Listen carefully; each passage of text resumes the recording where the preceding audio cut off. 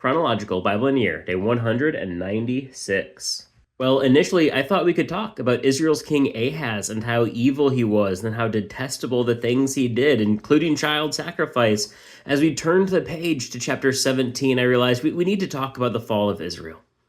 Now remember, at this point in time, Israel had already divided into two nations, Israel in the north and Judah in the south. Judah is what we now think of as Israel. The northern kingdom of Israel, after they were destroyed and disbanded, has now become other nations in the modern era. But it began here in chapter 17. Israel has abandoned God, and we can see this described starting in verse 14. They would not listen. Instead, they became obstinate like their ancestors who did not believe the Lord their God. They rejected his statutes and his covenant that he made with their ancestors, the warnings that he had given them, and they followed worthless idols and became worthless themselves. They followed the surrounding nations the Lord had commanded them not to imitate. I love the way they worded that. They followed worthless idols and they became worthless themselves. God chose Israel to be a sign to the nations of his grace, his mercy, his majesty. But as they turned to worthless idols, they became worthless in that they no longer made God's name great.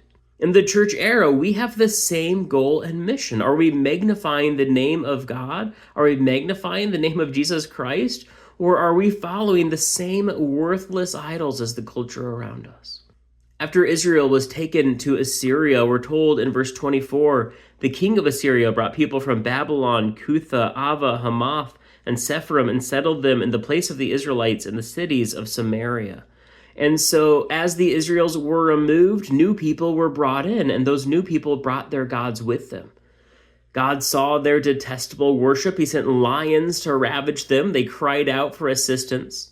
A priest from Israel was sent back to tell them how to fear the Lord, but while they feared him, they did not serve him. And so we can see a strong delineation between the fear of the Lord and serving the Lord.